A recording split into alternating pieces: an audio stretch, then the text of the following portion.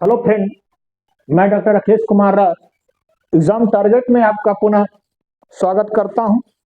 आज मैं ऋग्वेद काल के सामाजिक और धार्मिक जीवन के बारे में बताने जा रहा हूं।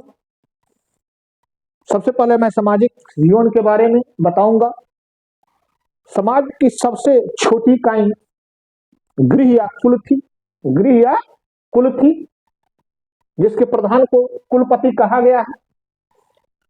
उसके बाद समाज में पत्नी को ही गृह कहा गया है। पत्नी को ही गृह कहा गया है, इस तरह उसको सम्मानित किया गया है। इसे जायदस्तम भी कहा गया है।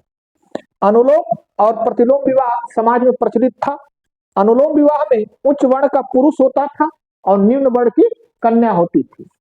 प्रतिलोम विवाह में पुरुष निम्न वर्ण का होता था और कन्या उच्च वर्ण की होती थी। उसे क्या कहते हैं? प्रतिलोम विवाह।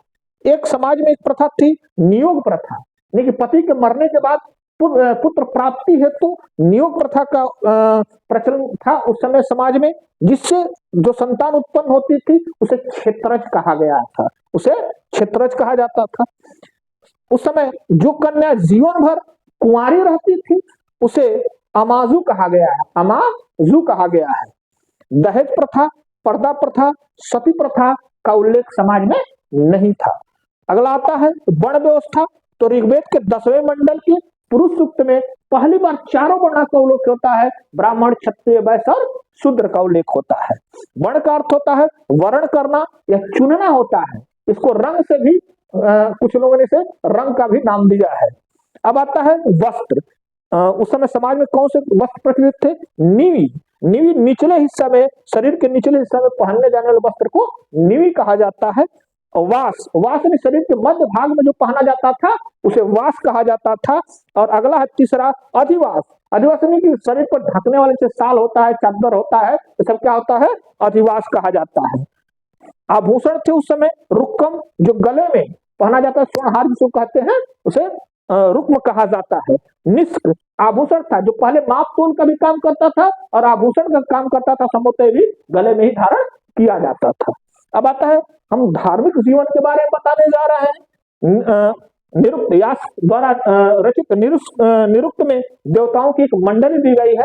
3 प्रकार के देवता। आकाश देवता, आकाश देवता में धव है, सूर्य है, वरुण है, मित्र है, उषा आदि देवताओं का नाम आता है।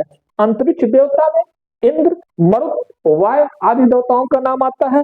पृथ्वी देवता में अग्नि, सोम, पृथ्वी, बृहस्पति, सरस्वती का नाम उल्लेख है।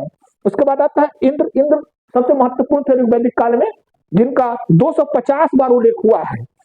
इन्हें पुरंदर, सुमापा भी कहा गया है। पुरों का पुरोभेद का, पुरंदर पुरों को तोड़ने वाला कहा गया है।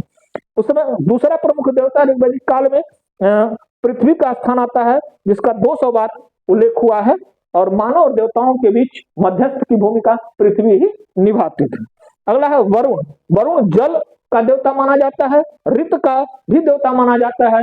ऋत से गोपा भी से कहा गया है। अब आता है सोम। इसे वनस्पति का देवता माना जाता है। अब पूरा 9वां मंडल ही इसे समर्पित है। ऋग्वेद का उषा, उषा को प्रातः काल की देवी कहा जाता है और पूषण वनस्पति और औषधि का देवता माने जाते थे, जिनका रथ को बकरे खींचते थे। अगला आता है देवियां। उषा प्रभात की देवी कही जाती थी।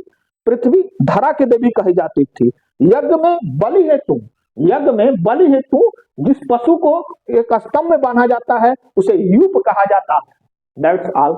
आज इतना।